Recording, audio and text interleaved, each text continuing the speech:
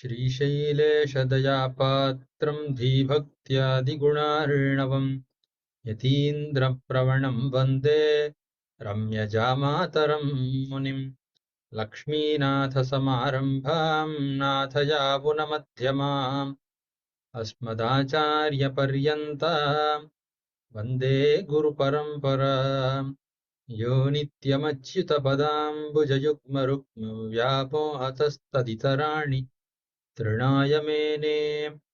अस्मद्गुरोर्भगवतोऽस्य दयैकसिन्धोः रामानुजस्य चरणौ शरणं प्रपद्ये। मातापिता युवतयस्तनया विभूतिः सर्वं यदेव नियमेन मदन्वयानाम्। आद्यस्य नः कुलपतेर्वकुलाभिरामम् श्रीमत्तदङ्घ्रियुगलं प्रणमामि मूर्ध्ना। भूतं सरश्च महदाह्वय भट्टनाथ श्रीभक्तिसार कुलशेखरयोगिवाहान् भक्ताङ्घ्रिरेणुपरकालयतीन्द्रमिश्रान् श्रीमत्पराङ्कुशमुनिं प्रणतोऽस्मि नित्यम्। यत्पदाम्भोरुहध्यानविध्वस्ताशेषकल्मषः वस्तुतामुपयातोऽहं யாமுனேயம் நமாமிதம். கடந்த பல வாரங்களாக கீதார்த்த விவரண உபன்யாச மாலையிலே கீதையினுடைய அவதாரிகை தொடங்கி அவதாரிக உபன்யாசத்திலே தொடங்கி அதற்கு பிறகு ஒவ்வொரு அத்தியாயத்தினுடைய அர்த்தத்தையும் அதன் மகாத்மியத்தோட அந்தந்த அத்தியாயத்தினுடைய கீதார்த்த சங்கிரக ஸ்லோகத்தினுடைய அர்த்தத்தோட கூட அந்த அத்தியாயத்திலே சில பல ஸ்லோகங்களுடைய விரிவான விளக்கங்களோட கூட ஆங்காங்கு புத்தூர் சுவாமியுடைய விவரணத்தில் இருக்கக்கூடிய விசேஷார்த்தங்களோட கூட இந்த விவரண பதிப்பின் ஏற்றத்தோட கூட புத்தூர் சுவாமியினுடைய பெருமையும் சேர்த்து இப்படி இந்த கீதார்த்த விவரண உபன்யாச மாலையிலே அனுபவித்துக் கொண்டு வந்துள்ளோம். அந்த ஒரு வரிசையிலே 18 அத்தியாயங்களுடைய அர்த்தத்தையும் அனுபவித்து முடித்த பிறகு தற்பொழுது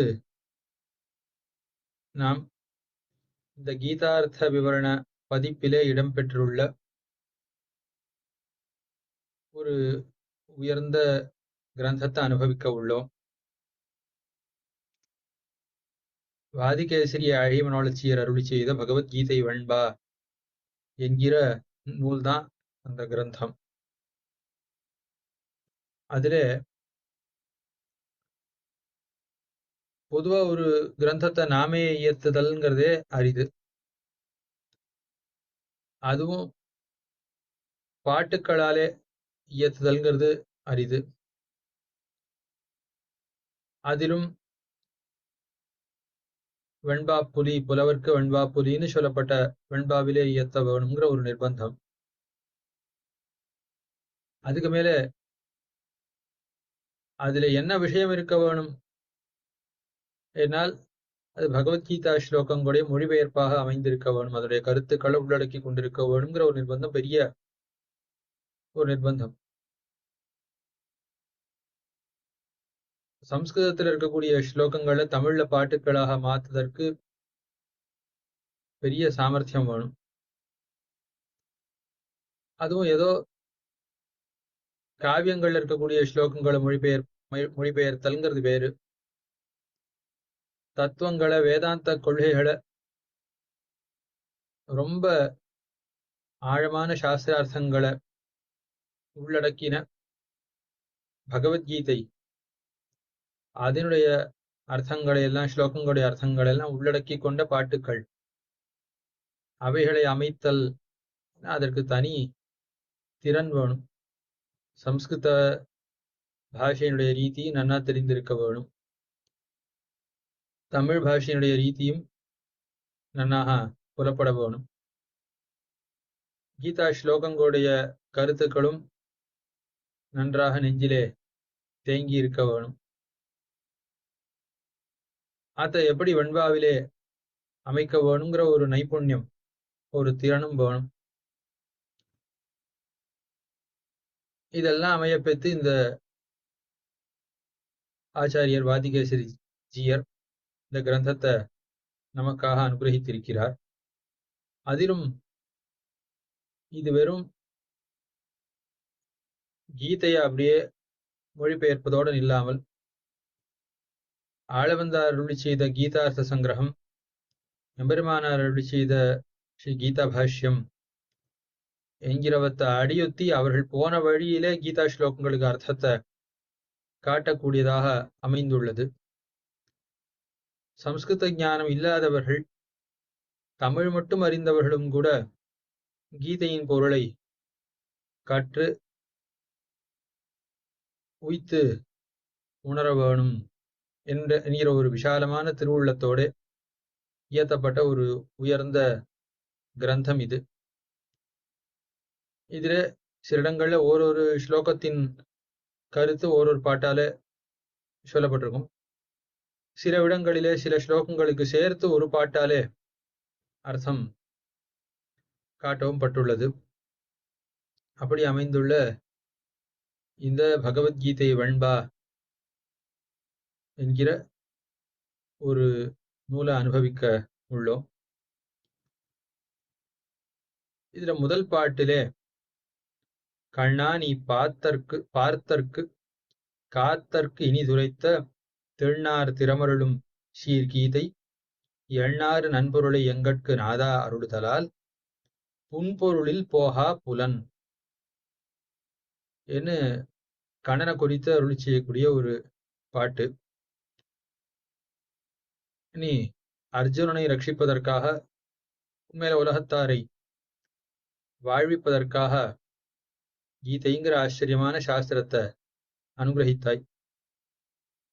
அந்த சாஸ்திரமானது உன்னை அடைவதற்கான வழிகள் எல்லாவற்றையும் தெளிவாக உறுதியாக காட்டக்கூடிய ஒரு சாஸ்திரம். இத்த கேட்டபடியாலே எங்களுடைய புலன்கள் எல்லாம் தாழ்ந்த பொருள்களிலே போக மாட்டா என்று அருளி செய்கிறார். எம்பெருமானார் அரையர் சுவாமியுடைய குமாரர் ஒருவர் வேஷ்யாஸ்திரிகளிடத்திலே அகப்பட்டு அந்த கிரகங்களிலே திரிய அரங்க மாளிகைங்கிற அவரை, அந்த சுவாமியை சிஷ்யர்கள் மூலமாக அவ்விடத்திலிருந்து வரவழைத்து அவருக்கு அந்த விஷயங்களுடைய தாழ்ச்சியை நன்றாக நெஞ்சில் படும்படியாக காட்டி, தம்முடைய திருவடியை காட்டி, நீ இத்தனை காலமாக பற்றி கொண்டிருந்தவர்கள் அவர்களெல்லாம் அவர்களுடைய உடலானது நரகத்துக்கே காரணமாக ஆகும். இந்த திருவடி இருக்கே இது மோட்சத்துக்கே காரணமாக ஆகும். ஆகையால அந்த விஷயங்களை விடுத்து என்னையே பற்றி கொள்ளும் எம்பெருமானார் தாமே தம் திருவடியை காட்டி கொடுத்து கீதை 18 அத்தியாயங்களையும் விஷதமாக அவருக்கு உபதேசித்து அவருக்கு நன்கு தேகாத்ம விவேகம் முதலானவைகளை உண்டாக்கி வைராக்கியத்தை நன்னாக திருடமாக அவருக்கு உண்டாக்கி பெருமான அடையவனுங்கிற ஆசையை உண்டாக்கி அவருக்கு மோட்சத்தையும் அடைவித்தார். அவருக்கு மோட்சத்தையும் பெருமானார் கொடுத்தார் என்ன சரித்திரம். ஆகையாலே இந்த கீதா சாஸ்திரமானது மற்ற விஷயங்களிலே போகக்கூடிய மனசை மாற்றி எம்பெருமானிடத்திலே ஈடுபட வைக்கும் என்று இந்த சரித்திரத்திலிருந்து நாம் அறிகிறோம். இதெல்லாம் உட்கொண்டு இந்த கீதையினுடைய பொருளை நாங்கள் அறிந்தபடியாலே, நீ இந்த கீதா சாஸ்திரத்தை அருளினபடியாலே எங்களுடைய புலன்கள் எல்லாம் தாழ்ந்த விஷயங்களிலே செல்ல மாட்டா என்று அருளி செய்கிறார் முதற் பாட்டிலே. அடுத்த பாட்டிலே ஆச்சாரியர்களுடைய ஒரு அனுகிரகத்தாலே பிராட்டி என்ன, எம்பெருமான் என்ன, நம்மாழ்வார் என்ன, எம்பெருமானார் என்ன, இந்த ஆச்சாரியர்களுடைய ஒரு அனுகிரகத்தாலே நான் கீதா சாஸ்திரார்த்தத்தை உள்ளபடியாக உணரப்பெற்று இந்த கிரந்தத்தின் மூலமாக சொல்லப் போகிறேன் என்று அருளி செய்கிறார். இது கிரந்த ஆரம்பத்தில் இவர் சொல்லக்கூடிய விஷயம். மேலே கிரந்தத்தினுடைய முடிவிலே இவர் கீதையினுடைய பயன் என்ன என்பதை அழகா அருளி செய்கிறார். தூய கருமங்களினால் சத்துவம் மிக உண்டாக்கி ஏய உணர்வால் உயிரின் அறிந்து மாயனிடை முத்தியுறும் சிந்தை முயல் ஆசை முன்பணியால் பத்தியுறல் கீதை பயன் என்று அருளி செய்கிறார். புண்ணிய கர்மங்கள்னால சத்துவகுணமானது மேலோங்கி மிகவும் வளர்ந்து அதுக்கு மேலே அத்தாலே உண்டான பொருந்திய ஞானம், அந்த ஞானத்தாலே ஆத்மாவுக்கு எல்லையான பயன் என்ன என்பதை நன்றாக அறிந்து உணர்ந்து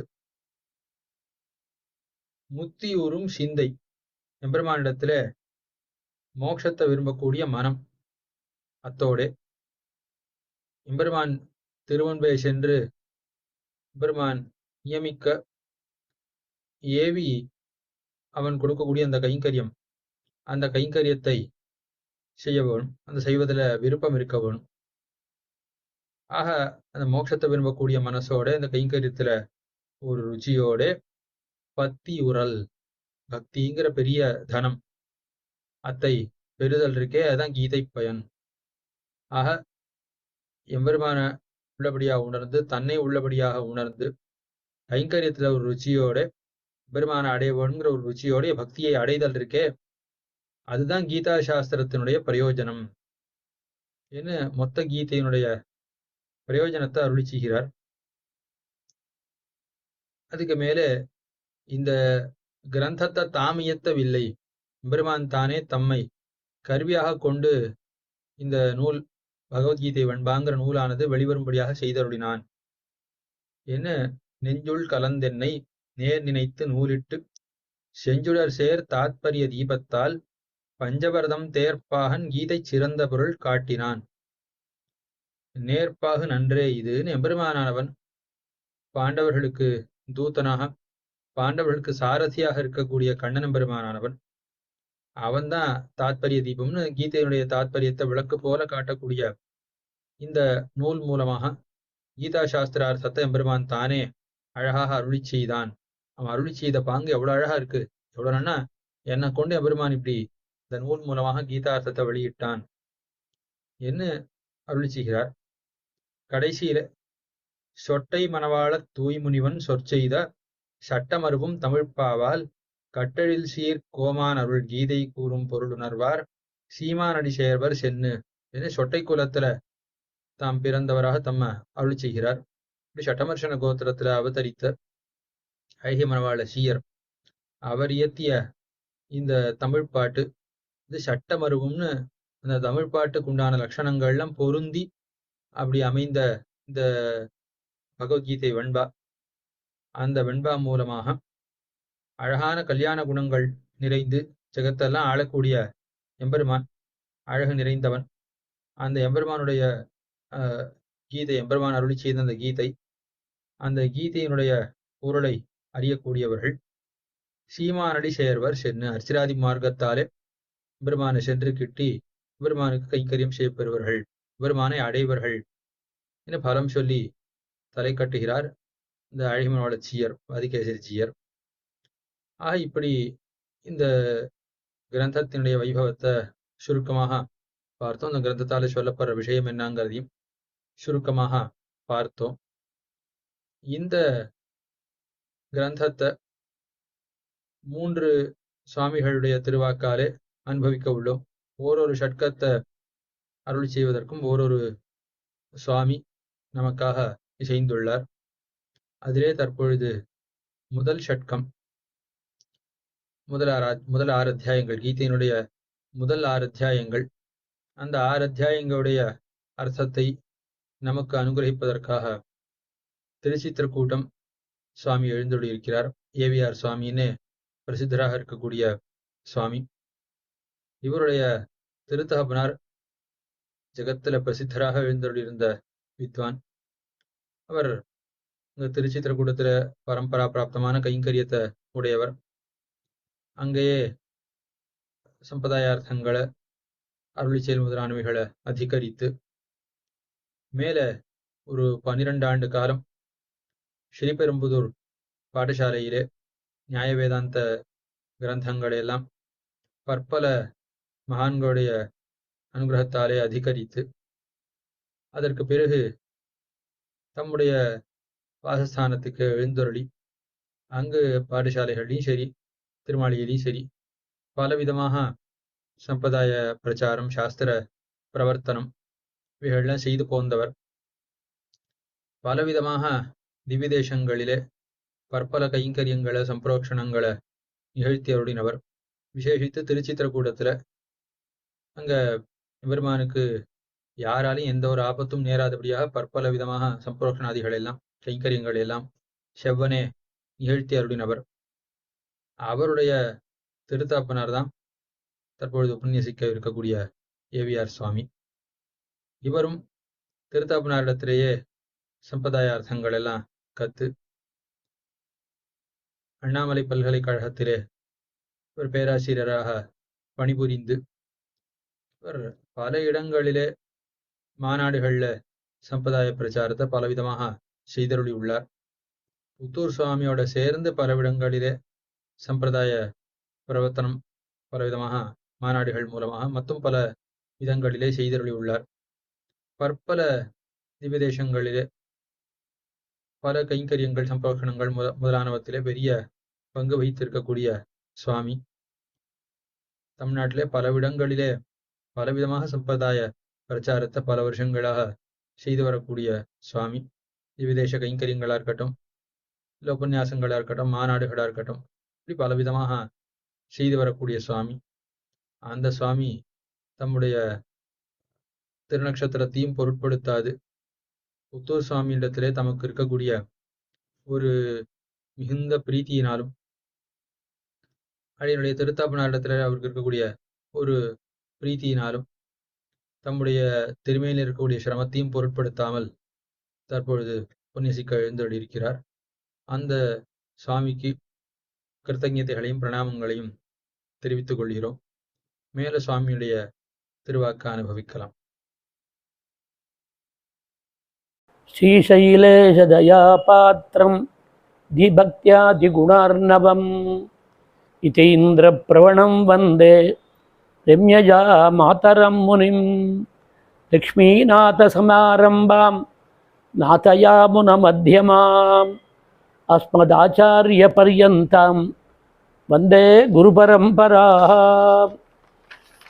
இங்கு எழுந்தருளியிருக்கும் மரியாதைக்குரிய ஸ்ரீமத் உபயவேதாந்த வித்வான் திருவள்ளரை பெரிய சுவாமி முதலான அனைத்து சுவாமிகள் திருவடிகளிலேயும் முதற்கண் அடியேன் தண்டம் சமர்ப்பித்துக் கொள்ளுகிறேன். அடியேன் ராமானுஜதாசன். அடியேன் கெட்ட தலைப்பு ஸ்ரீமத் வாதிகேசரி அழகியபணவாள ஜீயர் சுவாமி அருளி செய்த பகவத்கீதை வெண்பாவின் முதல் 6 அத்தியாயங்கள். இந்த தலைப்பை அடியேனுக்கு அளித்தமைக்கு அடியேன் மனப்பூர்வமான கிருதஜதையை தெரிவித்துக் கொள்கிறேன். முதலாவதாக பகவத்கீதையின் முக்கியத்துவம் என்ன என்பதை அறிய வேண்டும். பகவத்கீதை பிரஸ்தானத்திரயத்தில் நடுநாயகமானது. பிரஸ்தானத்திரயம் என்றால் வேதாந்த கோட்பாடுகளை புரிந்து கொள்வதற்காக 3 வழிமுறைகள் ஆகும். இவை பேரறிவின் 3 பிரிவுகள் என்று கூறலாம். உபனிஷத்துக்கள், இது ஸ்ருதி பிரஸ்தானம் என்று பெயர். இரண்டாவது பகவத்கீதை, ஸ்மிருதி பிரஸ்தானம் என்று கூறுவர். மூன்றாவதாக பிரம்மசூத்திரம், நியாயப்பிரஸ்தானம். இம்மூன்றும் பகவத்கீதையை சிறந்தது. பகவத்கீதை 700 ஸ்லோகங்களை கொண்டது. உபனிஷத்துக்கள் என்ற பசுவிடமிருந்து கோபாலன் என்கிற ஆயன் கறந்த இனிமையான பாலே கீதையாகும். கறக்க கன்றாக இருந்து உதவியன அர்ஜுனன். கீதையாகிய இணைய பாலை பருகுபவர்கள் உங்களை போன்ற ஞானிகள். இதை அருளி செய்த சாக்ஷாத் எம்பெருமானே நெறியெல்லாம் எடுத்துரைத்த நிறைஞான திருமூர்த்தி என்று ஆழ்வார் அருளி செய்துள்ளபடி இது விஷய வைலட்சண்யம் உடையது. கீதைக்கு விஷயம் பக்தி பிரபத்திகள் ஆகையால் பிரபந்த வைலட்சணமும் இதற்கு உண்டு. பண்டே பரவன் பணித்த பணிவகையே என்றபடி கீதா சாஸ்திரம் ஜெகத்காரணத்துவம், சர்வசேஷித்வம், திவ்யமங்கள விக்கிரக விசிஷ்டத்துவம், சமஸ்த கல்யாண குணாத்மகத்துவம், பிராபியத்துவம், உபாயத்துவம், சரண்யத்துவம், உபாயத்துவம் என்ற எம்பெருமானுக்கே உள்ள அனைத்து பெருமைகளையும் தெளிவிப்பது பகவத்கீதா சாஸ்திரம் என்கிற ஆயன் அன்றோதிய வாக்கு. கிருஷ்ணன் பாண்டவர்களின் தூதனாக துரியோதனிடம் செல்கிறான். அவர்களுக்கு 5 ஊர்களாவது கொடுக்கும்படி கேட்கிறான். 5 ஊசி குத்தக்கூட பாண்டவர்களுக்கு கொடுக்க மாட்டேன் என்கிறான் துரியோதனன். எனவே பாரத யுத்தம் நடத்த ஏற்பாடாகியுள்ளது. கிமு 3067ஆம் வருஷம் நவம்பர் மாதம் 21ஆம் தேதி கார்த்திகை சுத்த ஏகாதசி கிருத்திகை நட்சத்திரம் காலை 6:30 மணிக்கு போர் தொடங்குகிறது. அதாவது 5091ஆம் ஆண்டு சண்டை ஆரம்பித்தது. அன்றே கீதையும் அவதரித்தது.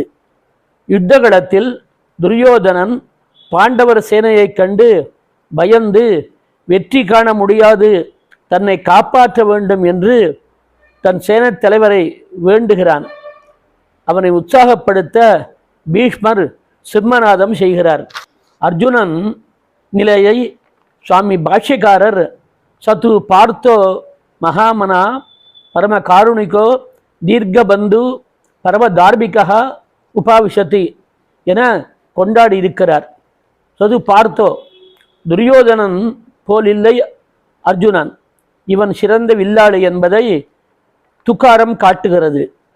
மகா மனாகா தான் வாழ்ந்தாலும் வீழ்ந்தாலும் பிறர் நன்றாக வாழ வேண்டும் என்கிற பரந்த மனப்பான்மை உடையவன், சிறந்த வீரன்.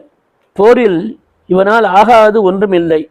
அப்படி இருக்க ந காங்ஷே விஜயங் கிருஷ்ணா, எனக்கு போரும் வேண்டாம் வெற்றியும் வேண்டாம் என்று சொல்லுவதற்கு காரணம் உறவினர் பக்கல் கருணையே காரணம். இப்படி கலங்கிய அர்ஜுனன் கிருஷ்ணனை பார்த்து ஸ்ரேயஸ்யான் நிச்சிதம் ப்ரூஹி தன்மே சிஷ்யஸ்தேகம் சாதிமாம் தாம் பிரபன்னம், எதை செய்தால் எனக்கு ஸ்ரேயஸ் சித்திக்குமோ அதை கலங்கி இருக்கும் என்னால் நிச்சயிக்க முடியவில்லை. நீ எனக்கு ஆச்சாரியன், நான் உனக்கு சிஷ்யன். எனக்கு எது ஹிதமோ ஆத்ம நன்மையோ அதை நீ எனக்கு உபதேசம் செய்ய வேண்டும் என்று சொல்லி கிருஷ்ணனை சரணம் பற்றுகிறான் அர்ஜுனன். இதை வியாஜமாக கொண்டு கிருஷ்ணன் உலகத்தாருக்கு சிறந்த சாஸ்திரமான கீதை உபதேசிக்கிறான். பகவத்கீதைக்கு முதலில் 32 ஸ்லோகங்களை கொண்ட கீதார்த்த கிரகம் என்னும் சிறு விளக்க உரை நூலை யாபுனாச்சாரியர் அருளி செய்தார். கீதை முழுமைக்கும் கண்ணபிரானின் திருவுள்ளம் பூரிக்கும்படி கீதா பாஷ்யம் என்று கீதைக்கு விரிவுரை இட்டருடைய பெருமை பகவத் ராமானுஜரையே சாரும். ஸ்ரீமத் வாதிகேசரி அழிமணவாளச்சியர் பகவத்கீதை வெண்பா என்ற பாடல்களில் தமிழ் செய்யுள் வடிவிலேயே அருளி செய்துள்ளார். இந்த சுவாமி திருநெல்வேலியை அடுத்துள்ள பிரம்மதேச பன்னார் கோயிலில் 1242ஆம் வருஷம் ஆனி சுவாதியில் அவதரித்தவர். இவர் திருநாமம் வரதராஜன் சுவாமி ஆகும். இவர் பெரியவாச்சான் பிள்ளையின் சிஷ்யராக இருந்து திருமாளிகையிலே திருவாராயண பெருமாளுக்கு உகப்பாக தலிகை கைங்கரியம் பண்ணி கொண்டிருந்தார். இவருக்கு சம்பிரதாய விஷயங்களிலே ஞானம் பெற வேண்டும் என்ற ஆசை உண்டாயிற்று. ஒரு சமயம் பெரியவாச்சான் பிள்ளை திருமாளிகையில் இல்லாத போது சிலர் வந்து காத்திருந்தார்கள். வாதிகேசரி சுவாமி அவர்களிடம் சுவாமி இல்லை என்று தெரிவித்தார். அவர்கள் கையில் இருந்த சுவடியை பார்த்து என்ன விஷயம் பற்றி என்று இவர் தெரிந்து கொள்ள விரும்பிய போது இவர் அதில் படிப்பு இல்லாதவர் என்பதனால் கிண்டலாக முசல கிசலயம் என்று தெரிவித்து போனார்கள். சுவாமி பெரியவாச்சாம்பிள்ளை வந்தவுடன் இவர்கள் வந்த விஷயத்தை தெரிவித்து அவர்கள் கையில் முசலகிசலயம் என்ற சுவடியை கொண்டு வந்திருந்தார்கள் சொன்னார். இதை கேட்டவுடன் பெரியவாச்சாம்பிள்ளை உமக்கு கிண்டலாக சொல்லியுள்ளார்கள் என்று தெரிவித்தார். அதை கேட்டதும் ஜீயர் சுவாமி பெரியவாச்சாம்பிள்ளை திருவடிகளிலே விழுந்து சேவித்து தன்னை ஞானவான் ஆக்க வேண்டும் என்று பிரார்த்தித்தார்.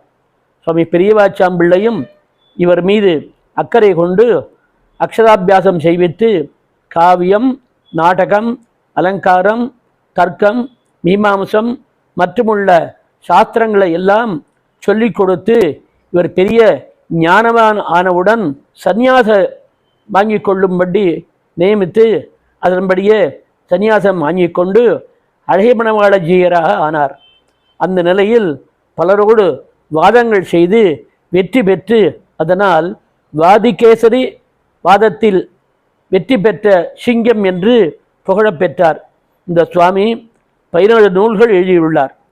அதில் முக்கியமானது பன்னீராரப்படி வியாக்கியானம், தத்துவ தீபம், தத்துவ நிரூபணம், தத்துவ சங்கிரகம், தத்துவ பூஷணம், ஞானார்ணவம், அத்தியாத்ம சிந்தை, சதுஸ்லோகி, பகவத்கீதை வெண்பா, கீதாசாரம், தீபப்பிரகாசிகை, திருவிருத்தம் சுவாபதேச வியாக்கியானம், 24,000 படி பிரமாண திரட்டு, ரகசிய விவரணம், நரசிம்மாஷ்டகம், முசலகிசலயம் ஆகிய கிரந்தங்கள். இவர் தமிழில் பூர்ண பாண்டித்யம் உள்ளவர் என்பதை இவருடைய தமிழ் நூல்கள் தெரிவிக்கும். அதில் முக்கியமானது பகவத்கீதை வெண்பா ஆகும். இந்த மணவாளயுக ஜீயர் அருளி செய்த இந்த கிரந்தத்தில் பாடல்கள் அனைத்தும் தலைப்பிலேயே தெரிவித்தபடி வெண்பா யாப்பில் அமைந்துள்ளன. அனைத்தும் 4 அடிகளில் அமைந்த நேரிசை வெண்பாக்கள் ஆகும். வெண்பா யாப்பு என்பது கட்டுப்பாடு மிகுந்தது, கருத்து செறிவுக்கு முதன்மை தருவது, அணிநலம் அளவாக அமைய இடம் தருவது. பொதுவாக பக்தி பாடல்கள் உணர்ச்சி தீவிரத்துடன் பாடப்பட்டுள்ளவை. வெண்பா யாப்பில் பக்தி பெருக்கை புலப்படுத்துவது என்பது எளிதானதல்ல. சங்கம் மருவிய காலத்தில் வெண்பா யாப்பிலேயே தலைமை பெற்றிருந்தது. தமிழ் பாடல்களில் முதலில் தோன்றியது வெண்பாவை ஆகும். முதல் ஆழ்வார்கள் பாடிய பாசுரங்கள் வெண்பாவிலேயே ஆகும். அதை பின்பற்றியே வாதிகேசரி சுவாமியும் இந்த கிரந்தத்தை பகவத்கீதை வெண்பா என்று திருநாமம் சாத்தியுள்ளார். பகவத்கீதை 3 ஷட்கமாய் 18 அத்தியாயங்களை கொண்டது. ஷட்கமாவது 6 அத்தியாயங்களை கொண்டதாகும். அதில் அடியனுக்கு நியமிக்கப்பட்டது முதல் ஷட்கத்தின் விளக்கமே ஆகும். கண்ணபிரான் தன் பக்தனான அர்ஜுனனுக்கு தேர்ப்பாகனாக இருந்து கொண்டு குருட்சேத்திரத்தில் போர் புரிய நின்றான். அப்போது அர்ஜுனன், அச்சுதா, துரியோதனனுக்கு எளிமையாக யார் யார் வந்திருக்கிறார்கள் என்று அறிந்து கொள்ள சேனையோர் உபயோர் மத்தியே ரதம் ஸ்தாபய மே அச்சுதா, 2 சேனைகளுக்கு இடையே நிறுத்துவாயாக என்றான். அப்படியே கண்ணபிரானும் தேரை 2 படைகளுக்கு இடையே நிறுத்தினான்.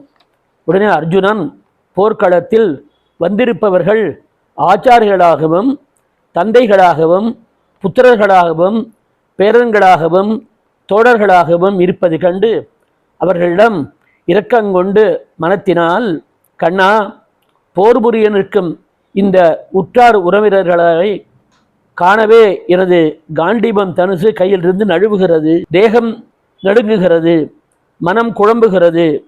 இதே நிற்பவர்கள் ஆதத்தாய்கள், கொல்லப்படுபவர்கள். ஆயினும் இவர்களுக்கு பதில் தீங்கு செய்வதால் நமக்கு பாவமே சித்திக்கும். இந்த அமர்க்களத்திலே ஆச்சாரியர்களையும் உறவினர்களையும் கொன்று என்ன நன்மை அடையப் போகிறேன்? யுத்தமும் வேண்டாம், ராஜ்யமும் வேண்டாம், நான் இவர்களை கொல்ல மாட்டேன். ராஜ்ய சுகங்களுக்காக பந்துக்களை கொல்வது பாவம் என்று கூறி வில்லை கீழே போட்டு தேரிலே உட்கார்ந்து விட்டான். இதனை ஆள வந்தார் கீதா சங்கிரகத்திலே அஸ்தான ஸ்நேக காருண்ய தர்ம தியாகுலம் பார்த்தம் பிரபன்னம் உத்திஷ்ய சாஸ்திராபதரணம் கிருத்தம். தகாத இடத்திலே ஸ்நேகமும் கருணையும் உடையவனாயும் தர்மமாகிய யுத்தத்தில் அதர்ம புத்தி உடையவனாகவும் இவைகளால் கலக்கமுற்று பகவானிடம் சரணாகதி செய்த அர்ஜுனனை குறித்து கிருஷ்ணன் தத்துவ ஹித புருஷார்த்தங்களை உபதேசம் செய்ய ஆரம்பிக்கிறார் என்று தெரிவிக்கிறார். முதல் சர்க்கத்தில் சொல்லப்படும் விஷயங்கள் பகவத் சேஷத்த ஞானம், பலாந்தரங்களில் பற்றின்மை முதலான புத்தி விசேஷங்களோடு கூடிய கர்ம ஞான யோகங்களை அனுஷ்டிப்பதால் யோகம் எனப்படும் ஆத்ம சாட்சா்காரம் உண்டாகிறது. அதற்கு பின் ஆத்ம அனுபவம் ஏற்படுகிறது. ஆகையால் ஆத்ம அனுபவத்தை பெற கர்ம ஞான யோகங்களை அனுஷ்டிக்க வேண்டும் என்று கூறப்படுகிறது. ஜீயர் சுவாமி முதலில் பாயிரமாக 13 பாடல்கள் அருள் செய்துள்ளார். பாயிரம் என்பது அந்நூலில் அடங்கியுள்ள பொருளை முன்னே கூறுவது. அதாவது நூல் ஆசிரியரின் சிறப்பு, நூலால் நூலப்படும் பொருள், நூல் படிப்பதால் பெறப்படும் பயன் ஆகியவற்றை தெரிவிப்பதாகும். முதல் பாயிரத்தில் கண்ணா, நீ பார்த்தற்கு காத்தற்கு இணையதுரைத்து எங்களுடைய சுவாமியான கண்ணனே, எல்லாரையும் ரட்சிப்பதற்காக சர்வேஸ்வரனான நீ அர்ஜுனனுக்கு அழகாக அருளி செய்த உறுதியான உபாயங்களை உரைக்கும் அழகிய கீதையினுடைய நல்ல பொருளாய் தெரிய வைத்தால் எங்களுக்கு இந்திரியங்கள் இனி தாழ்ந்த விஷயங்களில் போகாது. அடுத்த பாயிரத்தில் லக்ஷ்மிநாதனும் லக்ஷ்மி தேவியும் நம்மாழ்வாரும் ஞானமே வடிவெடுத்த ராமானுஜ முனிவரும் தந்தாமுடைய அழகிய திருவடிகளை என் தலைமீதி வைக்க அதை கொண்டே உயர் கீதையின் மெய்ப்பொருளை பெரியவாச்சாம்பிள்ளையின் அருள் நோக்க பெற்ற நான் விரும்பி விவரிப்பேனாக என்று கண்ணபெருமான் பிராட்டி ஆழ்வார் எம்பெருமானார் தன்னை இப்பணிக்கு தகுதியாக்கிய ஆச்சாரியரான பெரியவாச்சாம்பிள்ளை விசேஷ கடாட்சத்தால் விவரிப்பேன் என்று விலக்கணமாக அருளி செய்துள்ளார். கண்ணன் அருளிய கீதையின் 18 அத்தியாயங்களையும் ஆராய்ந்து சீர்கள் பொருந்தியிருக்கும் வெண்பாக்களில் உரைப்பேன் என்று கூறி அடுத்து 4ஆம் பாயிரத்தில் எம்பெருமானாருடைய அழகிய அறிவுமயமான கீதா பாஷ்யத்தை ஆராய்ந்து தமிழ் பாடல்களாலே விளக்கி காட்டுவேன் என்கிறார். அடுத்து 7வது பாயிரத்தில் ஞான யோகத்தை கர்மயோகத்தையும் அவற்றின் காரியமான மானத சாட்சா்காரத்தின் பொருட்டு எண்ணி அனுஷ்டித்து இவ்வுலகிலே குறையில்லாமல் ஆத்மாவை அனுபவிக்கும் தன்மையை கீதையின் முதற்பட்ட 6 அத்தியாயங்கள் தெரிவிக்கின்றன என்று அடியேனுக்கு கொடுக்கப்பட்ட தலைப்பின் பொருளையும் கூறியுள்ளார். தானமளித்தும் தீர்த்தமாடுதல், தபம்புரி செய்தல், பஞ்சமகா யஜ்யங்களை அனுஷ்டித்தல் முதலான சாதனங்கள் கர்மம் என கூறப்படுகின்றன. இக்கர்மங்களை சர்வேஸ்வரனுக்கு கைங்கரியமாகவே செய்யும் தன்மையால் பற்றையும் பலனையும் விடுவது கர்மயோகத்தின் சொரூபமாகும் என்று தெரிவித்து பகவத் பாகவத கைங்கரியங்களை சொரூபமாகவே செய்ய வேண்டும் என்றும் பாயிரத்தில் தெரிவிக்கிறார். பகவத்கீதை வெண்பா முதல் அத்தியாயம். முதல் அத்தியாயத்தில் 34 பாடல்கள் உள்ளன. முதல் பாடல் அதில் முதல் அத்தியாயத்தின் சுருக்கமாக இப்பாடலை அறிவித்துள்ளார். இப்பாடலில் தகாத இடத்தில் அன்பையும் கருணையையும் கொண்டு யுத்தம் முதலான ஸ்வதர்மங்களை வெறுத்து அந்த ஸ்வதர்மங்களான தர்மம் அல்லாதவை என்று கூறி யுத்தத்திலிருந்து மீண்டு விலகி போய் பற்று வைக்கத்தகாத அந்த உறவினர்களிடம் பார்த்து வருத்தமுற்று தேரில் உள்ள அர்ஜுனன் அடைந்த மயக்கத்தை சொல்லுவது முதல் அத்தியாயமாகும். அதாவது பாரத யுத்தத்தின் தொடக்கத்தில் பற்று வைக்கத்தகாத துரியோதனன், பீஷ்மர், துரோணர் முதலானவரிடத்தில் பற்றும் கருணையும் கொண்டான் அர்ஜுனன். அதனாலே யுத்தம் செய்வது முதலான ஸ்வதர்மங்களை அதர்மங்களாக நினைக்கத் தொடங்கினான். அதன் விளைவாக யுத்தம் செய்யலாமா கூடாதா என்று கலங்கமுற்றான். என்னுடைய இக்கலக்கத்தை நீக்க வேணும் என்று சாரதியாயிருந்த கண்ணனை சரணடைந்தான். அவனுடைய கலக்கத்தை நீக்குவதற்கு கண்ணன் கீதோபதேசம் செய்ய தொடங்கினான். இந்த கருத்தை ஆள வந்தார் அஸ்தான ஸ்நேக காருண்ய தர்ம அதர்ம தியாகுலம் பார்த்தம் பிரபன்னம் உத்திஷ்ய சாஸ்திர அவதரணம் கிருதம் என்று அருளி செய்துள்ளார். முதல் அத்தியாயத்தில் 47 ஸ்லோகங்களும் 34 பாடல்களும் 16 பாயிரங்களும் உள்ளன. அவற்றில் முக்கியமான பாடல்கள் பாயிரத்தில் 2வது பாடல், மாதவனும் மாமாதும் மாறனும் வன்புதூர்வாள் போதமுனியும் தம் தம் பொன்னடிகள் மீதருள உச்சிமேல் கொண்டே இவர் கீதை மெய்ப்பொருளை நச்சிமேற் கொண்டு உரைப்பன் நான்.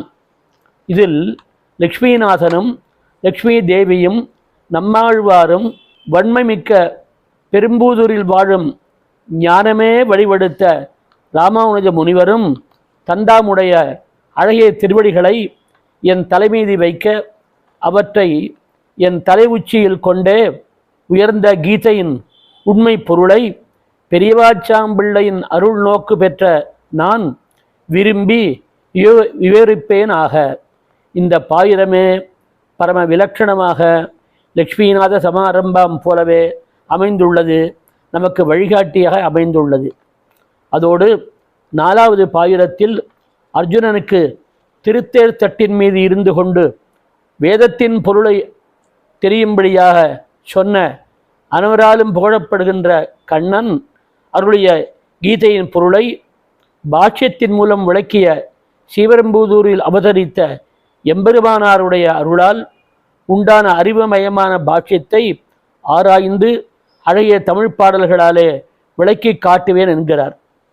பாயிரத்தின் 8ஆம் பாடல் ஆளவந்தாருடைய கீதா சங்கிரகத்தின் 3வது ஸ்லோகத்தின் மொழிபெயர்ப்பு என்றும் 9ஆம் பாடலை கீதா சங்கிரகத்தின் 4ஆம் ஸ்லோகத்தின் மொழிபெயர்ப்பு என்றும் 10, 11, 12, 13 பாட்டுக்கள் கீதா சங்கிரகத்தின் 23, 24 ஸ்லோகங்களின் மொழிபெயர்ப்பா என்றும் பகவத்கீதை வெண்பா முதல் பாட்டில் ஆரம்பித்து 11ஆம் பாடல் வரையில் அதனுடைய விளக்கங்களை அருளி செய்கிறார்.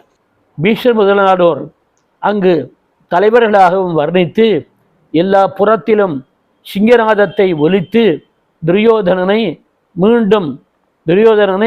மகிழும்படியாக சங்கை ஊதினார்கள்.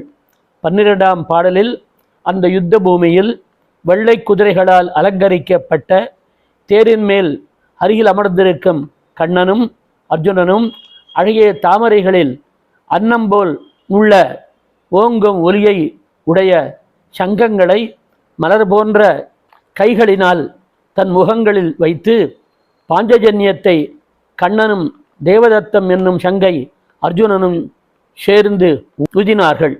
இவர்களை தொடர்ந்து பீமன் பவுண்டரத்தையும் நகுலன் சுகோஷத்தையும் மற்றுமுள்ள அனைவரும் தனித்தனியே சங்கைகளை ஊதினார்கள். இந்த சங்கநாதங்கள் திருதராஷ்டிரனின் பிள்ளைகளுடைய இதயங்களை பிளந்தன. இப்போது அர்ஜுனன் கண்ணனை 2 சேனைகளுக்கு நடுவே தேரை நிறுத்தி என்றான். பீஷ்மர் துரோணர்களுக்கு முன்னே தேரை நிறுத்தி அர்ஜுனன் பலராயிருக்கும் கௌரவர்களின் கூட்டத்தை நன்றாக பார் என்று கூறினான் கண்ணன். அர்ஜுனனும் 2 சேனைகளிலும் சிறிய பெரிய தகப்பன்மார்களையும் பாட்டன்மார்களையும் தாம் வணங்கும் ஆச்சாரியர்களையும் புத்திரர்களையும் கூட பிறந்தவர்களையும் பேரர்களையும் பெருமைமிக்க மாமன்மார்களையும் நண்பரையும் மேலும் மனைவியையும் பெற்ற மாமனார்களையும் அன்போடு பார்த்தான். இந்த 21ஆம் பாடலில் பகவத்கீதையின் 26 ஸ்லோகமான தத்ராசயஸ்திதான் வார்த்தா பித்ருநத பிதாமகான் ஆச்சாரியான் மாதுலான் பிராத்ரு புத்திரான் பௌத்ரான் சகீம் ஸ்ததா என்ற இவர்களை பார்த்து தளர்வெய்தி, கண்ணா, நன்றியுள்ள உறவினர் அனைவரையும் பார்த்து உடல் நடுங்கி தளர்ந்து உடம்பை நிலைநிறுத்த முடியாதவனாக இருக்கிறேன். சகுனங்களும் பயப்படும் தீயதாக உள்ளன. கொலையினால் அடையும் நன்மையும் ராஜ்யத்தையும் நான் விரும்பவில்லை. இந்த பூமிக்காக உறவுகளை கொள்வதை விரும்ப மாட்டேன். இப்படி சொல்லி அன்போடு கூடிய வில்லையும் கீழே எரிந்து நின்ற தேரின் மேல் நிலை குறைந்து தானே உட்கார்ந்து விட்டான். இவ்வாறு சொல்லி நின்ற தேர் மீது நிலை குலைந்து தான் இருந்தான். துன்று சோகத்தை திகைத்து என்று பாடல். இது பகவத்கீதை முதல் அத்தியாயம் கடைசியான 47ஆம் ஸ்லோகத்தின் விஷயமாகும். எவமுக்த்வா அர்ஜுன சங்கே ரதோபஸ்து உபாவிஷத்து விஸ்வரூப விசர்ஜ்ய சச்சரம் சாபம் சோகசம் விக்னமானசக.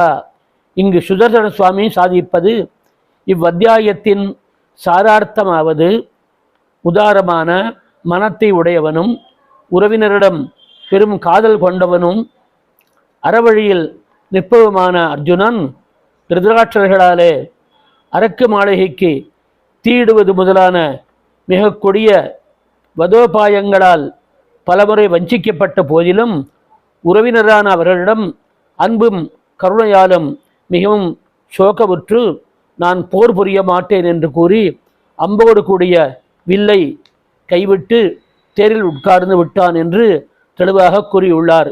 இது எம்பெருமானாரின் பாஷத்தை அடிவற்றி அருளி செய்யப்பட்டது. பகவத்கீதை 2ஆம் அத்தியாயம் சாங்கிய யோகம். 2ஆம் அத்தியாயத்திற்கு சாங்கிய யோகம் என்று பெயர் கூறப்படுகிறது. சங்கையாவது புத்தி. புத்தியால் அறியப்படும் நித்தியமான ஆத்ம தத்துவம் சாங்கியம் எனப்படுகிறது. இதற்கு முன் சாங்கியம் எனப்பட்ட நித்தியமான ஆத்ம தத்துவத்தை அடையும் வழியான கர்மயோகம் கூறப்படுகிறது. பற்று வைக்காமல் செய்யப்படும் கர்மானுஷ்டானமாகிற கர்மயோகத்தை பற்றிய அறிவும் இவ்வத்தியாயத்தில் கூறப்படுகின்றன. இக்கர்மானுஷ்டானத்தால் இச்சேதனனுக்கு சிதப்பிரஜனாயிருக்கும் நிலை ஒன்று ஏற்படுகிறது. இதுவே ஞான யோகம் எனப்படுகிறது. இந்த ஞான யோகத்தால் ஆத்ம சாட்சா்காரம் ஏற்படுகிறது என்பதும் இவ்வத்தியாயத்தில் அர்ஜுனன் மயக்கம் தெளிவதற்காக கூறப்படுவதாக ஸ்ரீ சுதர்சன சுவாமி முன்னுரை சாதிக்கிறார். இந்த அத்தியாயத்தின் மொத்த ஸ்லோகங்கள் 72, வெண்பா பாடல்கள் 64. அர்ஜுனன் கண்ணனே, மனவலியின்மையால் கலக்கமடைந்து தர்மத்தை மனதால் ஆராய்ந்து அறியாதவனாய் இருக்கிறேன். நான் உன்னையே கேட்கிறேன். ஆராய்ந்து சிறந்ததாய் இருப்பதை சொல்லுவாயாக. உன்னை சரணமடைந்த என்னை சிற்றிப்பாயாக. கார்பண்யத்தால் கலங்கிய கண்ணா, திரவம் அனைத்தும் ஓர்ப்பதிலேன் கேட்கின்றேன். உன்னை யான் என்பது 7ஆம் பாடல். இவ்வண்ணமே கேட்டதற்கும் கண்ணன் இந்த உடம்பில் இருக்கும் ஆத்மாவானது வந்தேரியான உடலில் இருந்து கொண்டு இளமை, வாலிபத்தன்மை, கிழத்தன்மை என்னும் நிலைகளை அடைவது, மரணமடைவது போல ஆத்மா அழிவதில்லை. இதை அறிந்தவர்கள் கலங்க மாட்டார்கள் என்பது 15வது பாடல். அதனால் இந்த யுத்தத்தில் முயற்சி கொள்வாயாக என்றான் கண்ணன். 18ஆம் பாடல். ஜீவன் கர்மபலத்தை அனுபவிப்பதற்காக ஏற்பட்டிருக்கையாலே தேகம் அனித்தியம் என்று காட்டப்பட்டது. இங்கு கர்மபலத்தை அனுபவிப்பவன் ஆகையாலே ஆத்மா நித்தியமாயிருப்பவன் என்று காட்டப்படுகிறது என்பது எம்பெருமானாரின் கீதா பாஷ்யம். எனவே இந்த தர்ம யுத்தத்தை நிலை நின்று செய்யாமல் இருப்பாயாகில் உன் புகழும் உன் வர்ண தர்ம பலனும் உன்னை விட்டு போய்விடும். பயத்தால் பின்வாங்கிவிட்டால் உன்னை மதிக்க மாட்டார்கள். நீ போரில் ஜெயித்தாயானால் இப்பூமியை ஆழ்வாய். எனவே நீ உறுதி கொண்ட நெஞ்சத்தோடு உறுதியுடன் எழுந்திருப்பாயாக என்று கண்ணன் தெரிவித்தான். பாடல் 30. எனவே ஆத்மஸ்வரூபத்தை பற்றியே ஈடுபாடு உடையவனாக ஆகா என்கிறார் கண்ணன். நீ விருப்பம் வைக்க வேண்டியது கர்மஸ்வரூபத்திலேயே என அறிவாய். கர்மத்தே உன் அதிகாரம் கண்டாய். கர்மண்யேவ அதிகாரஸ்தே மாபலேஷு கதாச்சன. இதற்கு எம்பெருமானார் எப்போதும் சத்துவகுணத்தில் நிலை நிற்பவனாய் மூக்ஷுவானவாய் கர்மஸ்வரூபத்தை அனுஷ்டிப்பதிலேயே விருப்பம் வைக்க வேண்டும். அவ்வளவு கர்மங்களுக்கு பலமாக சாஸ்திரங்களில் சொல்லப்பட்ட பலன்களில் விருப்பம் வைக்கக்கூடாது என்று பாஷ்யம் அருளியுள்ளார். எனவே ஜீயர் சுவாமி வெற்றி முதலானவை சித்திப்பதிலும் சித்தியாமல் இருப்பதிலும் ஒருபடிப்பட்டவனாக இருந்து ராஜ்யம் உறவினர்களை விரும்பும் ஆசையை விட்டு கர்மங்களை செய்வாயாக என்று 44ஆம் பாடலில் தெரிவித்துள்ளார். ஆகையால் மெய்யான பலனான மோட்சத்தை அடைய விரும்பி புத்தி சேர்க்கையை அடைவாயாக என்கிறார் கண்ணன். மேலும் ஆமையானது தன் அவயவங்களை உள்ளே இழுத்து கொள்வது போல பஞ்ச இந்திரியங்களின் செயல்கள் எல்லாவற்றையும் சப்தாதி விஷயங்களிலிருந்து இழுத்து மனதை ஆத்மாவில் ஈடுபடுத்தும் போது அந்த யோகிக்கு அறிவு உண்டாகி நிலை நின்றதாகும். அவனு சிதப்பிரஜன் ஆவான் என்று 54ஆம் பாடல் தெரிவிக்கிறது. கடைசியான 64ஆவது பாடலில் ஞான யோகத்தை அடைவதற்காக ஆத்ம தத்துவ ஞானத்தை முன்னிட்டு கொண்டு பற்றற்ற கர்மத்தில் நிலை நிற்கும் இது பிரம்மம் எனப்படும் ஜீவாத்மாவை அடைவிக்கும் உபாயமாக இருப்பது இந்த கர்மயோகத்தை அடைந்தால் தான் ஆகும். ஆகில் சம்சார மயக்கத்தை அடைய மாட்டான். பிரம்மமாகிற ஆத்மாவை அனுபவித்து ஆனந்தப்படுகையாகிற சிறந்த நிலையை மனிதன் அடைவான் என்று ஜீயர் சுவாமி தெரிவிக்கிறார். சுதரர் சுவாமி இவ்வத்தியாயத்தின் முடிவரையாக ஷரீரமே ஆத்மா என்று மயங்கி அதனால் யுத்தத்திலிருந்து கைவாங்கி நிற்கும் அர்ஜுனனை தெரிவிக்க ஆத்மாவின் உண்மை நிலையையும் யுத்தமானது சத்திரியனுக்கு அவ் ஆத்மாவை அடைய உபாயமாக இருக்கிறது என்பதையும் இவ்வாத்மா ஞானத்தை முன்னிட்டு கொண்டு யுத்த பலனில் விருப்பமற்று அனுஷ்டிப்பதாகிற கர்மயோகம் சிதப்பிரஜ நிலை எனப்படும் ஞான யோகத்தை விளைவித்து அதன் மூலம் ஆத்ம சாட்சா்காரத்தை அடைவிக்கிறது என்று நிரூபிக்கப்பட்டது என்கிறார். 3ஆம் அத்தியாயம். இங்கு ஸ்ரீமத் சுதர்சன சுவாமி அருளும் சங்கதி 2ஆம் அத்தியாயத்தில் கர்மயோகத்திற்கு பிறகு ஞான யோகம் செய்ய வேண்டும் என்று கூறப்பட்டது. ஆனால் உலகில் பலருக்கு ஞான யோகத்தை கைக்கொள்ள ஞான சக்திகள் கைகூடாது. எனவே அவர்கள் ஞானத்தோடு கூடிய பற்றற்ற கர்மயோகத்தை செய்து சித்தி பெறலாம் என்று கூறுகிறது 3ஆம் அத்தியாயம். இப்படி கர்மயோகத்தை செய்யும் பொழுது கர்த்திருவம் சர்வேஸ்வரிடம் உள்ளதாக எண்ணி ஞானத்தோடு கூடிய பற்றற்ற கர்மயோகத்தையே செய்ய வேண்டும். இப்படி கர்மயோகத்தின் பொருட்டு பெருமையை கூறுகின்றபடியாலே இவ்வத்தியாயம் கர்மயோகம் என்று அழைக்கப்படுகிறது. 3ஆம் அத்தியாயத்தின் முதல் வெண்பா நாதா, கர்மயோகத்தை காட்டிலும் ஞானயோகம் சிறந்தது என்றால் என்னை கொடியதான இக்கர்மத்தில் எதற்காக ஏவுகிறாய்? எனக்கு நல்லதே அடைவிக்கும் ஒரே பாக்கியத்தை சொல்வாயாக என்று கேட்கிறான். இதற்கு 2ஆம் பாடலில் கண்ணன் ஞான கர்மங்களின் தன்மைகளை அருளி செய்தான். பெரிய உலகில் ஆத்மாவிலேயே தங்கள் அறிவு பொருந்த பெற்ற ஞான யோகிகளுக்கு இனிய ஞான யோகமும் ரூபம் முதலிய விஷயங்களிலே ஈடுபடும் கர்மயோகிகளுக்கு கிரியாரூபமான கர்மயோகமும் ஆக அதிகாரிகளுக்கு தக்கபடி குழப்பமில்லாதபடி சொன்னேன் என்கிறார். எனவே 16ஆம் பாடலில் பற்றில்லாமல் கர்மங்களில் பொருந்தி நிற்கும் தன்மையை உடையவனாய் இது செய்யத்தக்கது என்றும் நினைவுடனேயே ஆத்மாவை பெறும் வரையில் இடைவிடாமல் செய்வாய் என்கிறார். சிறந்ததான அக்கர்மயோகத்தை பற்றில்லாமல் செய்பவன் அதற்கு பின் மேலான ஆத்மாவையே அடைந்து அதிலேயே நிலை நின்று உய்வான் என்று கண்ணன் தெளிவுபடுத்துகிறான்.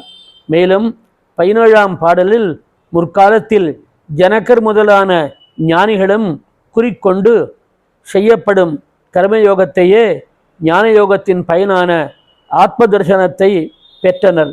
எனவே ஞான யோகத்திலும் சிறந்த அத்தகைய கர்மயோகத்தை செய்வாயாக. கர்மணைவை சம்சித்திம் ஆஸ்திதாக ஜனகாதைகா என்பதை தெரிவிக்கிறார் ஜீயர் சுவாமி. சர்வேஸ்வரனான தனக்கு செய்யத்தக்க கர்மத்தால் பெற வேண்டிய பயன் இல்லாமலேயே இருக்க அனாதி புருஷனான நான் யோகரக்ஷணத்தை ஆராய்ந்து எனக்கு உரிய எல்லா வர்ணாசிரம தர்மங்களையும் நிலையாகச் செய்வேன் என்று தன் அனுஷ்டானத்தையும் தெரிவிக்கிறார். இவ்வுலகில் நான் கர்மம் செய்யாவிடில் சாமானிய மனிதர் என் நடத்தையை பின்பற்றுவர். அதனால் வழிகாட்ட வேண்டியவன் நானே. எனவே உன் ஆத்மாவை பற்றிய நல்ல ஞானத்தினாலேயே இந்த எல்லா கருமங்களை என்னுடையவை என்ற மமகாரம் அற்றவனாயும் விருப்பத்துடன் யுத்தம் செய்வாயாக என்றும் இவ்வாறு உலக நன்மைக்காக கர்மயோகத்தை பகவான் வற்புறுத்துகிறார். பாஷ்யக்காரரும் இதையே மேலையார் செய்வர்கள் என்று பொருள் பணித்தார். இவ்வாறு அனைவருக்கும் கர்மயோகமே செய்யத்தக்கது என்று ஆயிற்று. எனவே முற்கூறியபடி உறுதியான அறிவாலே கர்மயோகத்திலே மனத்தை ஈடுபடுத்தி உன்னிடம் வந்து பொருந்தி இருப்பதாய் வலியதாய் இருப்பதான அக்கர்மத்தை கடமை என்று கண்ணன் உபதேசிப்பதாக ஜீயர் சுவாமி 3ஆம் அத்தியாயத்தை நிறைவு செய்கிறார். 4ஆம் அத்தியாயம் 42 ஸ்லோகங்கள் அடங்கிய 4ஆம் அத்தியாயத்தில் 41 வெண்பாக்களை வாதிகேசரி ஜீயர் சுவாமி அருளி செய்துள்ளார். இந்த 4ஆம் அத்தியாயத்தில் ஞானத்தை உள்ளடக்கிய கர்மயோகம் ஞானயோகமாகவே உள்ளது என்று கூறுகையாலும் கர்மயோகத்தில் அடங்கியுள்ள ஞானாம்சத்தின் முக்கியத்தை கூறுகையாலும் இந்த அத்தியாயம் ஞான விபாக யோகம் எனப்படுகிறது. வாதிகேசரி ஜீயர் சுவாமி இந்த அத்தியாயத்தின் பொருள் சுருக்கத்தை கண்ணனாய் அவதரித்து நாராயணன் கீதை 4ஆம் அத்தியாயத்தில் பெருமை மிகுந்த தன் அவதார சிறப்போடு கூடிய சிறப்புற்ற ஞானத்தோடு ஒன்றான கருமம் பல வகைகளிலும் இருந்து கொண்டு பரிபூர்ண சாதனமாயிருக்கும் வகையை உபதேசிக்கிறார் என்கிறார். இந்த யோகத்தை இரவிக்கு யான் உரைத்தேன் என்ற முதல் வெண்பாவில் இந்த கர்மயோகத்தை சூரியனுக்கு முற்காலத்தில் நான் உபதேசித்தேன்.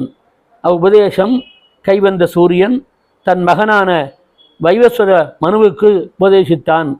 அந்த மனு தன் பிள்ளையான இக்ஷ்வாகுக்கு உரைத்தான்.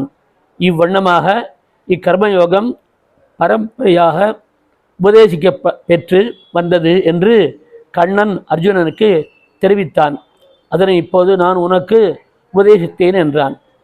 இந்த சமயத்தில் அர்ஜுனன் கண்ணனிடம், சூரியன் இவ்வுலகில் முதலில் பிறந்தான், நீ பிற்காலத்தில் தாபர யுகத்தில் பிறந்தாய், நீ உபதேசித்தது எப்படி என்று கேட்க,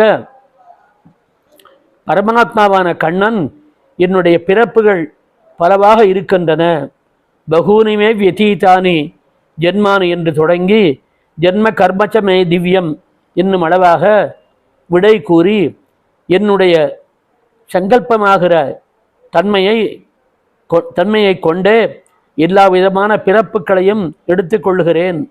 எந்த காலத்தில் தர்மத்திற்கு வாட்டம் ஏற்படுமோ அக்காலத்தில் தர்ம அவதரிக்கும்படி செய்து கொள்வேன் என்றான் கண்ணன். நல்லவர்களை காக்கவும் தீயவர்களை அழியும் வழியில் செலுத்துவதற்கும் பழையவையான கர்மானுஷ்டானங்களை நிலைபெறச் செய்யவும் சர்வேஸ்வரனான நான் கிருத்தம் திரேதா வாபரம் கலி என்னும் 4 யுகங்களிலும் அவதரிக்கிறேன் என்கிறான் கண்ணன். இது பரித்ராணாய சாதுனாம் என்ற ஸ்லோகத்தின் விஷயமாகும். அவதார ரகசியம் ஞானமாகிற தவத்தினாலேயே பாபம் அழியப் பெற்றவர்களாய் என்னை தியானித்து நெஞ்சை செலுத்தி சமாதி நிலையை அடைந்து மோட்ச நிலையை அடைவார்கள். நானும் என் திருமேனி முதலானவற்றையும் அவர்களுக்கு காட்டுவேன். இப்படி அவதார ரகசியத்தை உள்ளபடி அறிந்தவனுக்கு மறுபிறவி கிடையாது, அவன் என்னையே அடைகிறான் என்ற தன்மைகளை அன்போடு எல்லா படிகளிலும் அனுபவிப்பார்கள் என்று தெரிவிக்கிறான் கண்ணன். இவ்வண்ணமாக என்னை அறிந்து மோட்சமடைய முயன்றவர்களும் கர்மயோகத்தையே ஏற்றுக்கொண்டு அதை முடிய அனுஷ்டித்தார்கள். நீயும் கர்மயோகத்தையே ஏற்றுக்கொண்டு விரைவில் அனுஷ்டிப்பாயாக என்றார். மேலும் அப்படிப்பட்ட ஆத்ம ஞானத்தால் அவனுடைய புண்ணிய பாபங்கள் நெருப்பு பொறியில் பட்ட பஞ்சு போல முழுதும் அழிந்து விடும் என்று 19ஆம் பாடலில் ஜீயர் சுவாமி தெரிவிக்கிறார்.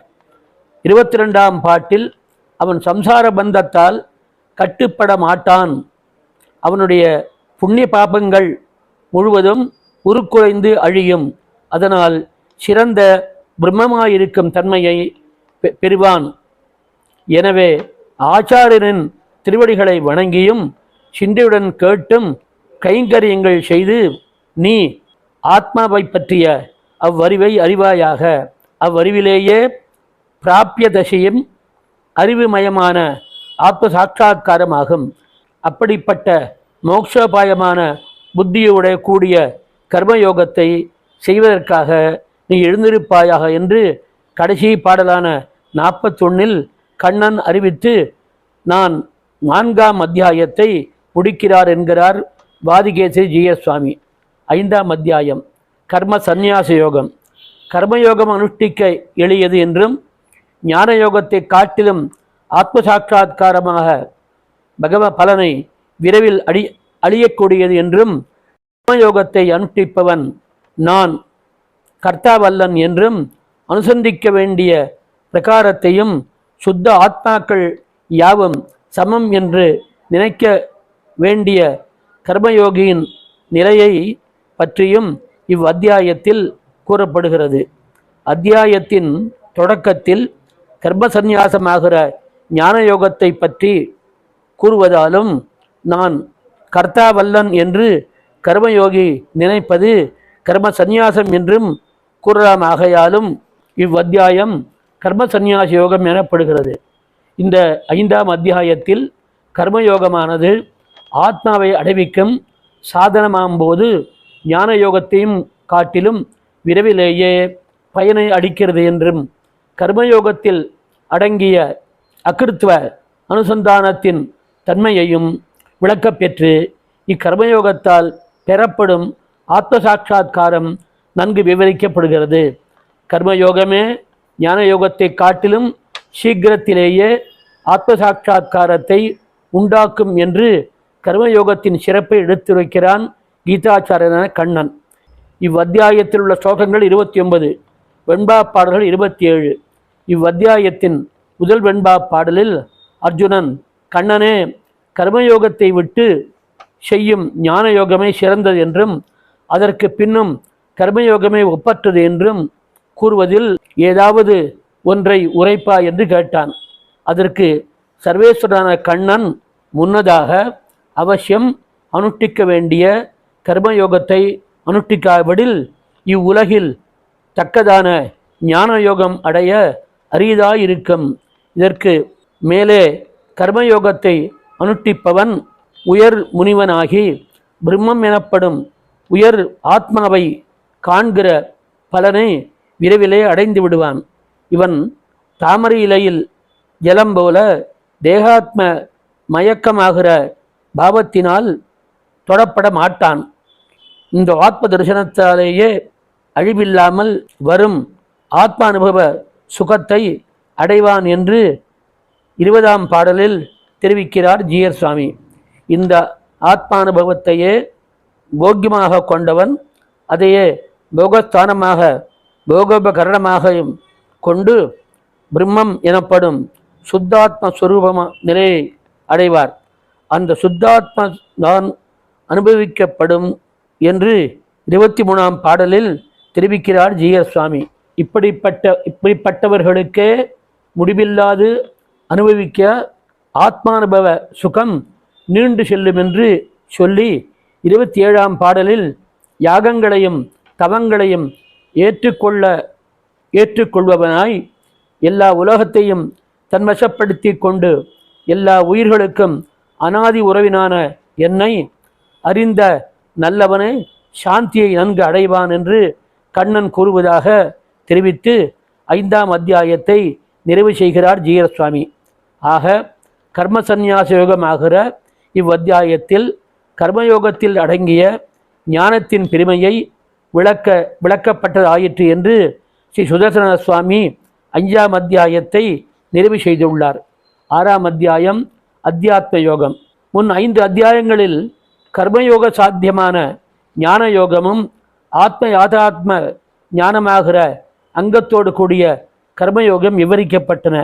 இவ்வத்தியாயத்தில் ஆத்ம சாட்சா்காரமாகிற யோகத்தை பழகும் முறை, ஆத்ம சாட்சா்காரம் செய்யும் யோகிகளில் 4 வகை, ஆத்ம சாட்சா்காரத்திற்கு வழியாக இருக்கும் அபியாசம், சிந்தனம், வைராக்கியம் முதலானவைகளும், தொடங்கிய யோகம் இடைவிடாமல் தடைப்பட்டாலும் அடியோடு அழிந்து விடாமல் காலக்கிரமத்திலே சித்தி அடையும் என்பதும், சர்வேஸ்வரனை விஷயமாக கொண்ட பக்தி யோகம் முற்கூறிய ஆத்ம சாட்சா்காரமாகிற யோகத்தை காட்டிலும் சிறப்புடைய என்றும் அர்த்தமுமாக 5 அர்த்தங்கள் இந்த அத்தியாயத்தில் விளக்கப்படுகின்றன.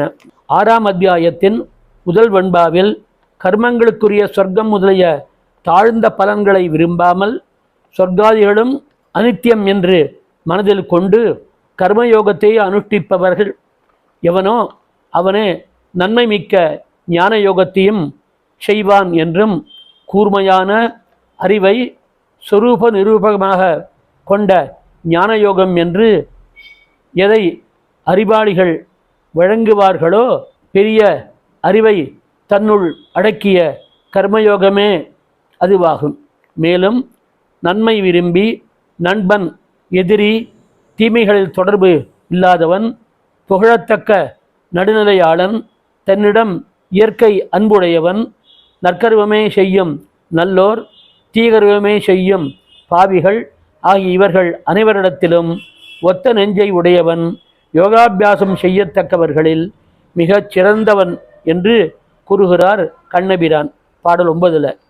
அப்படிப்பட்டவன் பரிசுத்தமான இடத்தில் மிக உயர்ந்ததாக பட்டு துணியும் மாந்தோலும் விரிக்க பெற்றதாய் அவற்றின் கீழ் தர்ப்பம் பரப்ப பெற்ற நிலையான ஆசனத்தில் உட்கார்ந்திருக்கும் தன் மனத்தை உருமுகப்படுத்தி மனம் முதலிய எல்லா இந்திரியங்களையும் அடக்கி சம்சார பந்தம் நீங்குவதற்காக தினந்தோறும் ஆத்ம தரிசனத்தை செய்யக்கடவன் என்றும் கூறுகிறார் கண்ணன் என்று 11ஆம் பாடலில் ஜீயர் சுவாமி தெரிவிக்கிறார்.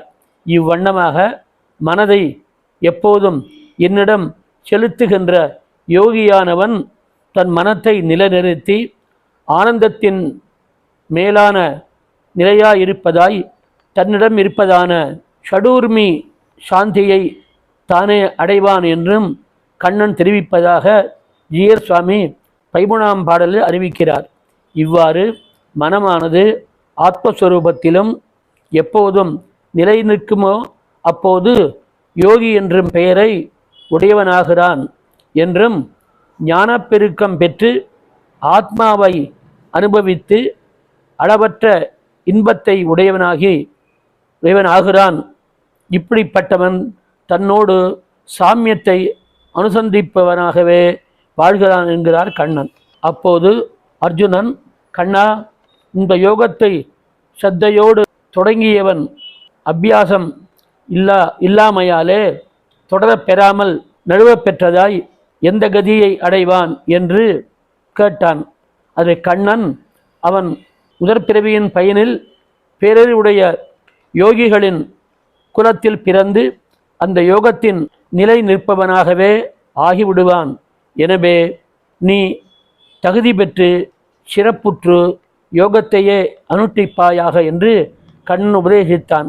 நிறைவாக சர்வேஸ்வரனான என்னை விஷயமாக கொண்ட நிலையான பக்தியை அடைந்து என்னை உபாசிப்பவனை நான் உகப்புடன் யோகி என்று எண்ணுகிறேன் என்று கடைசி வெண்பாவில் தெரிவிக்கிறார் வீர் சுவாமி. 6ஆம் அத்தியாயத்தின் சாரத்தை கூறும் பகவத்கீதை வெண்பா. யோக விதியோடு யோகத்து 4 வகை போகமது மேலா உயர்நிலைமை மேகனுக்க மேக நிகரண்ண அருள் கீதை ஆரா மோத்தின் பொருளாக திண்ணம் உடைத்தீது சேர்ந்து யோகமாகிற ஆத்மசாட்சா்காரத்தை பழகும் முறையும் அதை பழகும் யோகியரிலும் அந்த யோகத்தில் உள்ள 4 பிரிவும் சுப்பிரசித்தமான பக்தி யோகம் எல்லா யோகங்களிலும் காட்டிலும் மேலாக உயர்ந்து நிற்கும் நிலையும் ஆகிய இவ்வர்த்தங்களே கீதையின் 6ஆம் அத்தியாயத்தின் பொருளாக வாதிகேசரி சுவாமி அருளியது. முதல் சர்க்கத்தின் சாரமாக அர்ஜுனுடைய சோகம், ஜீவாத்ம தத்துவத்தை பற்றிய அறிவு, பழமையான கர்மயோக அனுஷ்டானம், அக்கர்மயோகத்தில் அடங்கிய அறிவின் சிறப்பு, அக்கர்மயோகத்தில் உள்ள சில வகைகள், 6வதாக ஆத்மாவை காண்பதாகிற யோகம் ஆகிய இவ்வாறு முதல் 6 அத்தியாயங்கள் சொல்லும் அர்த்தங்களை கீதாச்சாரியன் நமக்கு தெரிவிக்கிறார். மங்களம் வாசுதேவாய மகனீய குணாப்தயே பார்த்த சாரதி ரூபாய கீதாச்சாரியாய மங்களம். கீதாச்சாரியன் ஆளவந்தார் எம்பெருமானார் ஈகர் சிறுவடிகளேயே சரணம்.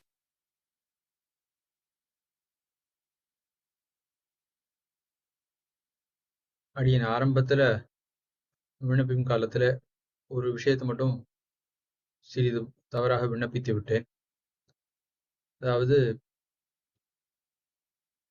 அஷ்டகோத்திரம், வித்வான் அஷ்டகோத்திரம், திருச்சித்திரகூடம் அஷ்டகோத்திரம் ஸ்ரீ வெங்கடாச்சாரிய சுவாமி அவர் இங்கேயும் ஸ்ரீபெரும்புதூரிலும் திருச்சித்திரகூடத்திலும் ஸ்ரீபெரும்புதூரிலும் சம்பிரதாயார்த்தங்களையும் சாஸ்திரார்த்தங்களையும் பயின்றவர். அவருடைய திருக்குமாரர் தான் தற்பொழுது உபன்யாசத்தை நிகழ்த்தி அருளின ஏவிஆர் சுவாமின்னு சொல்வதாக நினைத்து கொண்டு அவருடைய திருத்தகப்பனார் என்று தவறாக விண்ணப்பித்து விட்டேன். சுவாமியும் மற்றவர்களும் க்ஷமித்தருள வேணும் என முதற்கண் பிரார்த்திக்கிறேன். இந்த உபன்யாசத்திலே பிரஸ்தானத்திரயம் என்னால் என்ன என்பதை நாம் அழகாக உணர்ந்து கொண்டோம். சுவாமி தெளிவாக நமக்கு காட்டியருளினார். பொதுவாக பிரஸ்தானத்திரய பாஷ்யம் என்ன பிரசித்தம், துவைத்த மதத்திலேயும் சரி அத்வைத மதத்திலேயும் சரி. அப்படி மற்ற மதங்களை சார்ந்தவர்களும் பிரசித்தமாக கொண்டாடுவார்கள். அந்த பிரஸ்தானங்களுக்குள்ளே 3 பிரஸ்தானங்களுக்குள்ளே ஒன்றாக கீதை அமைந்துள்ளது. இது உபனிஷத்தாகவும் பகவத்கீதாசு உபனிஷத்சு என்கிற ஒரு கணக்கிலே உபனிஷத்தாகவும் புலாவப்படுகிறது. வேதவியாச பகவானும் பல இடங்களிலே ஸ்மிருதேஹே ஸ்மிருதேஷ்சன்னு கீதைய பரமபிரமாணமாக உதாகரிக்கிறார். ஆகையாலே பிரம்மசூத்திரத்திலே வேதவியாச பகவான் ஒரு அர்த்தத்தை நிர்ணயிப்பதற்கும் உபயோகப்படக்கூடியதாக பகவத்கீதை ஆகிறது. இது உபனிஷத்தாகவும் ஆகிறது என்கையாலே மற்ற 2 காட்டிலும் இதுக்கு ஒரு ஏத்தம். மேலே எம்பெருமான் தானே சோதிவாய் திறந்து அருளி செய்தான் என்பது. பாரதத்திலே எல்லாரும் கீதைய பற்பல மதத்தை சார்ந்தவர்கள் பலரும் ஆதரித்து போருகிறார்கள் என்று ஒரு ஏத்தம். பெருமான் அருளி செய்த கீதா பாஷ்யத்துக்கு முன்பு கிட்டத்தட்ட 90-95 வியாக்கியானங்கள் இந்த கீதைக்கு அமைந்துள்ளன என்று தெரிவிப்பார்கள். ஆக பெருமானாருக்கு முன்பே அப்படி பற்பல மதாச்சாரியர்கள் தோன்றி இந்த கீதைய விளக்கி இருக்கிறார்கள். அப்படி இந்த பிரஸ்தானத்திரயம் என்கிற விஷயத்தை அனுபவித்தோம். அதுக்கு மேல சுவாமி கீதையினுடைய சிறப்பு, இந்த கீதையினுடைய அர்த்தத்தை வெண்பாவால் அருளி செய்த வாதிகேசரி ஜீயர் அவருடைய ஏத்தம் எல்லாவற்றையும் அனுகிரகித்தருளினார். அதுக்கு மேல நாம இந்த வெண்பால இருக்கக்கூடிய சிறப்பெல்லாம் பார்த்த பிறகு ஒவ்வொரு அத்தியாயத்துக்காக இருக்கக்கூடிய அர்த்தங்கள் ஒரு அத்தியாயத்திலையும் சாரம் என்ன என்பதையும் நாம சுவாமியுடைய திருவாக்கால அனுபவித்தோம். ஒவ்வொரு ஒவ்வொரு அத்தியாயத்தினுடைய அர்த்தம், அதுக்கு முன்பு ஆரம்பத்தில் இருக்கக்கூடிய பாட்டுக்களுடைய சாரம் முதலானவற்றையும் நாம் அனுபவித்தோம். 6 அத்தியாயங்களிலேயும் சில சில பாட்டுக்களுக்கு அர்த்தங்கள் எல்லாம் சுவாமியுடைய திருவாக்காலே நாம் அனுபவித்தோம். சுவாமி தம்முடைய திருநக்ஷத்திரத்தையும் பொருட்படுத்தாமல், தம்முடைய மற்ற கைங்கரியங்களையும் உபன்யாசாதிகளையும் பொருட்படுத்தாமல், நமக்காக முத்துசுவாமியிடத்திலே தமக்கு விசேஷ பிரீத்தியினாலே எழுந்தருளி இருந்து இந்த உபன்யாசத்தை நமக்காக அனுகிரகித்தருளியிருக்கார். அந்த சுவாமிக்கு நூலாட்டி பலகலை ஓர்ப்பு மையத்தின் சார்பிலே கிருத்தஜதைகளையும் பிரணாமங்களையும் தெரிவித்துக் கொள்கிறோம். மேலே நாளைய தினம் இந்த பகவத்கீதை வெண்பாவினுடைய அடுத்த 6 அத்தியாயங்கள், அவைகளுடைய அர்த்தங்களை நாம் காட்டுமன்னார் கோவில் MSV சுவாமி அவருடைய திருவாக்காலே அனுபவிக்க இருக்கிறோம். எல்லாரும் அந்த உபன்யாசத்திலேயும் கலந்து கொள்ள வேணும் என பிரார்த்தித்து அமைகிறேன். ஆழ்வார் திருவடிகளே சரணம், பெருமானார் திருவடிகளே சரணம், ஜீயர் திருவடிகளே சரணம்.